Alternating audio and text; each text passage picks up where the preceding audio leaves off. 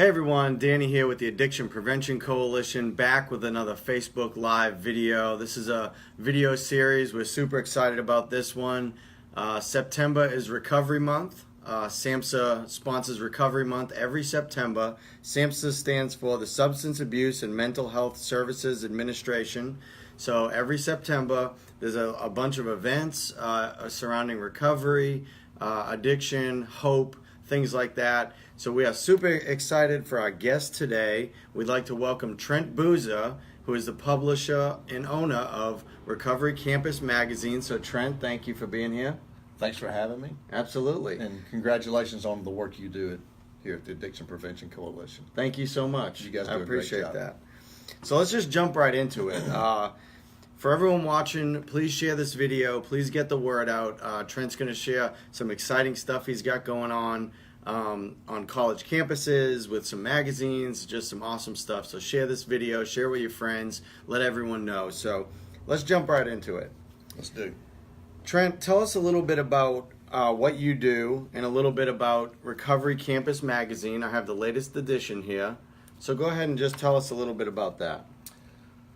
Well, basically, I started publishing Recovery Campus Magazine to raise the awareness of the growing number of collegiate recovery programs around the country.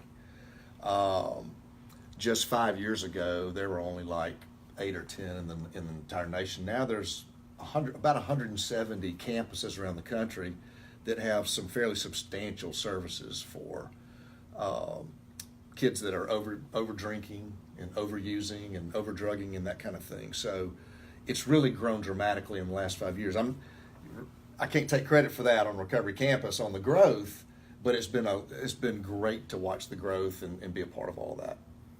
Well, that's great. So let's talk about this, because when I was in college, it's almost a rite of passage. You know, it's going to be a known thing. You're going to get drunk all the time. Yep. You're going to use. So the stigma around that, you know, there's a lot of peer pressure involved. Sure.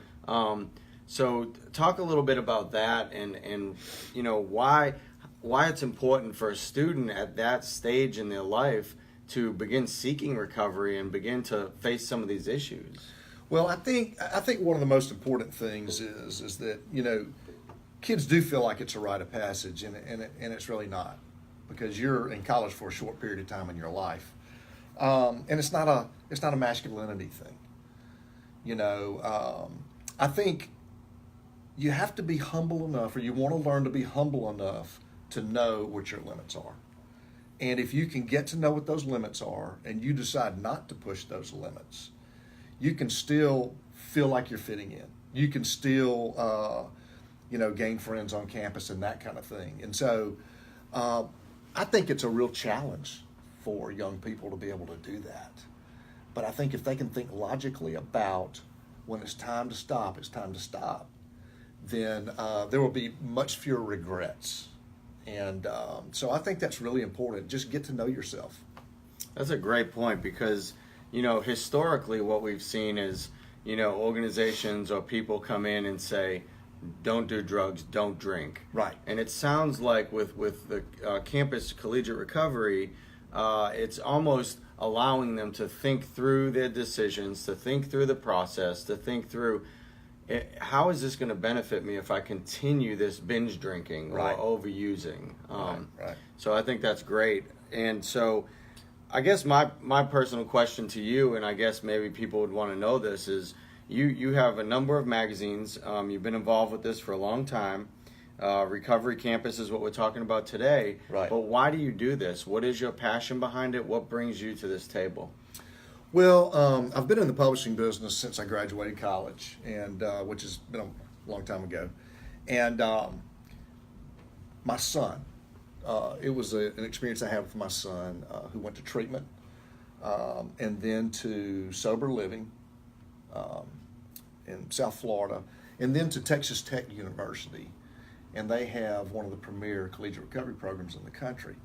And so I noticed then that as part of the continuum of care, I noticed how critical it was, because recovery programs are not treatment, but they're peer support, and that's one of the greatest things that you can have when you're in recovery.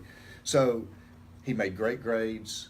He had people to watch games with on the weekend. They did service projects together, and he really thrived in that recovery environment. And so I thought it best as just a parent, what I wanted to do was just let people know that there are programs like this out there in the country. Like I say, there were probably 7 or 8 in the entire nation at the time. Now there are so many more to choose from. And then I had my own personal story. So in 2009, I suffered from deep depression for many years, and so I ended up going to treatment for addiction to the medicine or overusing the medicine that was prescribed to me. So, but my son is really what got me started on this. Okay. Well, that's great because, and especially since, just getting into the magazine aspect, I mean, because it builds community around hope. And that's what this is, because substance abuse, there's heavy isolation, there's Right. heavy peer pressure, there's heavy, the media makes it out to be the coolest thing. So what I feel like this is so great because it opens up the world of, yes, we can watch a game, we can hang out, we can go bowling, we can Right. do stuff without engaging the destructive nature of Right. binge drinking and things like that. So I think it's great. So if someone was watching right now and maybe they're struggling with this and they really don't want to be doing it, but they feel the peer pressure, what advice do you have for people that in recovery that go to a university that maybe don't want to go to the recovery groups because they're ashamed? Kind of just what advice do you have for them? Well, the first thing I want to say about that is that the things that potentially cause overusing or a substance use disorder, if you will, is stress, anxiety, self-medication, for depression or physical pain. And then on top of that, it would be, family history, family patterns, because addiction is a disease of the brain, okay? And it affects all your cognitive behavior and decision making and all that kind of stuff. But I think the number one thing is don't be afraid to ask for help.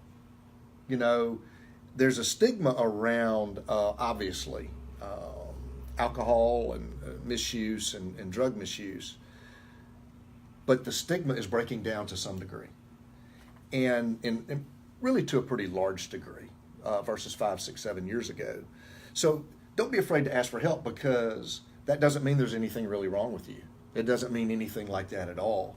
And so if you will ask for help, you will watch over other kids that you hang with to kind of watch some of their patterns of behavior and those kinds of things, then you can support each other. But on every college campus, there are counseling centers. There are people that can evaluate you. There are people on campus that can get you help, in the city that you're located in and around the university. And those things it leads to so many great things in your life, because instead of us reporting on misuse and all the bad statistics about opioid deaths and suicides and all those kinds of things, we talk about hope. So when you start getting help and you start letting the walls down is when you really, really, really start to feel good about yourself. That's amazing. So really, you guys are you're on the forefront of bringing hope to a hopeless situation. Right. So you guys have Recovery Campus Magazine. Here's the latest issue, as I said. But you also have a directory that you mentioned to me earlier. Can Sure. you talk a little bit about what that directory is? Yes, we publish a National Collegiate Recovery Directory each year, and it lists every school in the country that is either a collegiate recovery program, a collegiate recovery community, or someone that is really working hard, or schools that are working hard to provide more and more services all the time. So in this latest edition, in the 2018 edition, there are, I think, 165 schools listed, and that's from coast to coast. So if you are going to if you want to go to a school with a recovery program, it's easy to access that, and then it will list inside there whether they have housing or not, whether they offer financial support, and all the different types of counseling services that they offer. Great. So tell me, if someone's watching right now, they're interested, they want to subscribe to the Recovery Campus magazine, they want to get their hands on this directory, which would be parents who have teens that may have struggled, which is going to be a lot of people. So kind of just talk about how they can plug in, how they get the magazine, how they get the directory. Well, go to recoverycampus.com, and on recoverycampus.com, it will have the latest edition listed of the magazine that you can access digitally, and it will have the directory on there that you can access digitally as well. And if you want a printed copy of the directory, or you want to be added to the mailing list, contact me at tboozer@recoverycampus.com. That's right, Boozer, Trent Boozer at recoverycampus.com, and we'll get you set up. Great. Well, Trent, thank you so much for doing this. It's been very informative, and I know that a lot of people watching are going to get a lot out of this. So thank you so much for doing this. Thanks for having me. Yeah. So guys, stay tuned for more great Facebook Live videos. Please share this video. We are going to tag Trent and his company in the description, in the title.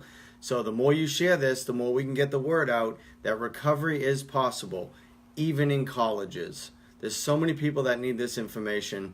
And we also, this is Recovery Month, so we got so many great interviews coming up this month, September. We got a bunch of great stories coming up. So guys, tune in, stay tuned for the next one, and we'll see you then.